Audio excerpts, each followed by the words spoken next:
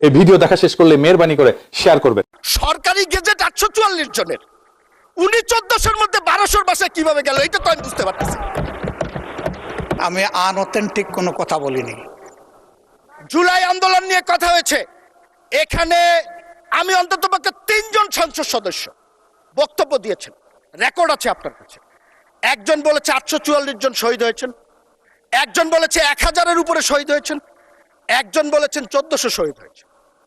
মাননীয় স্পিকার, আমি যতটুকু পড়াশোনা করে দেখেছি, স্বাস্থ্য মন্ত্রণালয় বিভিন্ন হসপিটালের সূত্রে পাওয়া তথ্যের ভিত্তিতে প্রথমে বলেছিল 1400 অধিক শহীদ হয়েছে এবং এটা জাতিসংঘের সংস্থা বলার চেষ্টা করেছেন। পরবর্তীতে মুক্তিযোদ্ধা মন্ত্রণালয় একটি গেজেট প্রকাশ করেছেন, সেই গেজেটটিতে অতীতের গেজেট বাতিল করে 844 জনের একটি চূড়ান্ত তালিকা প্রকাশ করেছে।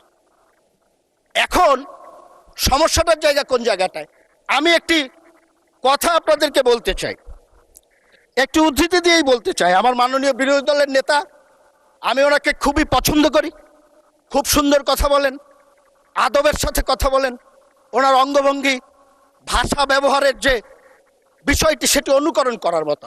আমার সাথে যতদিন দেখা হয়েছে লবিতে, আমি ওনাকে সালাম দিয়েছেন, আমাকে হয়তো উনি ব্যক্তিগতভাবে চেনেন না, বাট আমি ওনাকে খুবই পছন্দ করি। কিন্তু গত 14 এপ্রিল 2026 তারিখে একটি অনুষ্ঠানে উনি বলেছেন, আমি তাকে দোষারোপ করছি না, আমি যা জানার জন্য মাননীয় স্পিকার আপনার মাধ্যমে। মাননীয় সদস্য, আপনাকে আরো 2 মিনিট দেওয়া হলো, 2 মিনিটের মধ্যে সাম আপ করেন। মাননীয় স্পিকার, আর একটু বাড়িয়ে দেওয়া হোক। সময় তো দেয় আপনাদের হুইপরা, বাড়ানো কমানো সব মাননীয় তাদের স্পিকার, হাতে।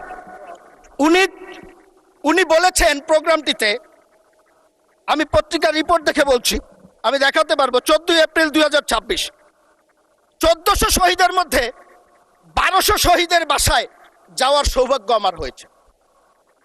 এখন মাননীয় স্পিকার, সরকারি গেজেট 844 জনের, উনি 1400-র মধ্যে 1200-র বাসায় কিভাবে গেল এটা তো আমি বুঝতে পারতেছি। সরকারি দলের একজন সম্মানিত সংসদ সদস্য আমাকে কোট করে একটা কথা বলেছেন, বিষয়টি জুলাই শহীদদের সাথে সম্পর্কিত। তিনি বলেছেন, শহীদদের সংখ্যা যদি 800+ হয় তাহলে আমি 1200 বাড়িতে গেলাম কিভাবে, ফ্যামিলিতে গেলাম কিভাবে। ওনাকে আমি এখন দেখছি না, আমি এখানে উনি থাকলে ওনাকে বলতাম যে হিসাবটা মাননীয় প্রতিমন্ত্রীর কাছ থেকে বুঝে নেওয়ার জন্য।